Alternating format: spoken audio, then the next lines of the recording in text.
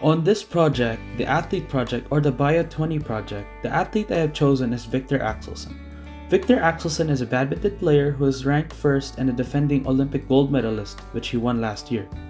And on this project, I'll be breaking down what is in blood circulation and how blood circulation helps a defending gold medalist. In blood circulation, we need to introduce three major blood vessels first, which are arteries, veins, and capillaries. For the arteries, its role is to direct blood away from the heart, while the veins is the polar opposite. Its role is to direct blood back to the heart, while the capillaries is where the site of gas exchange happens, and the capillaries are usually located in the lungs. And now I'll be talking about how blood circulation works. How this starts is the deoxygenated blood traveling within the body is transported into the heart.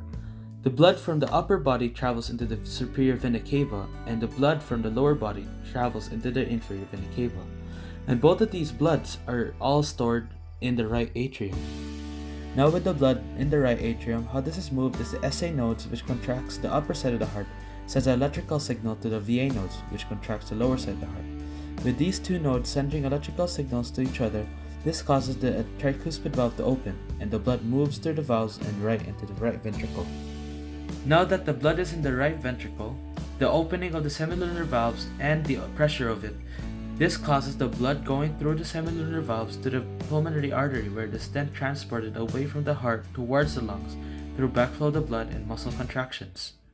Once the deoxygenated blood gets to the lungs, the process of oxygenation starts, in which is located in the capillaries. The capillaries is the site of gas exchange. The exchange of gas of carbon dioxide and oxygen is done through the process of diffusion. Once the oxygenation of the blood is complete, the oxygenated blood is then transported through the pulmonary veins from the valves and the backflow of blood, in which is then transported to the left side of the heart. This is where the systemic circulation starts. Then the oxygenated blood is stored within the left atrium, where through pressure and the muscle contraction of the heart of the SA node sending electrical signals, it forces itself through the mitral valves to the left ventricle. And through the VA node's electrical signal, the left ventricle contracts.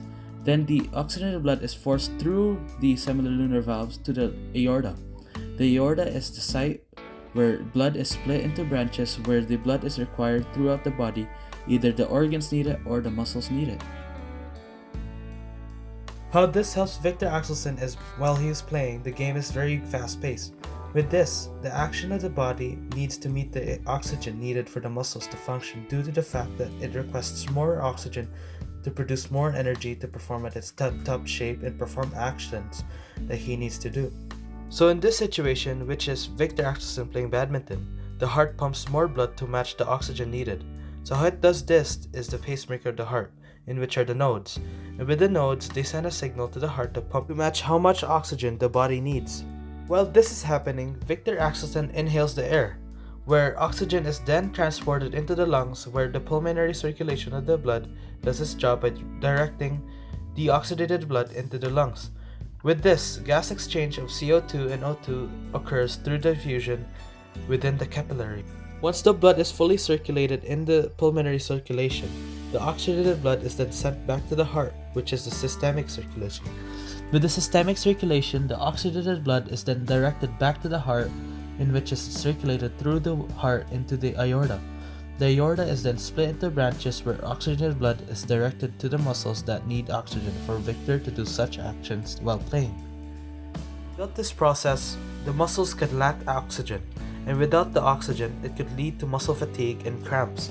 And with these two factors, Viktor Axelsen cannot perform at his best, and he wouldn't be able to do such performances we see today.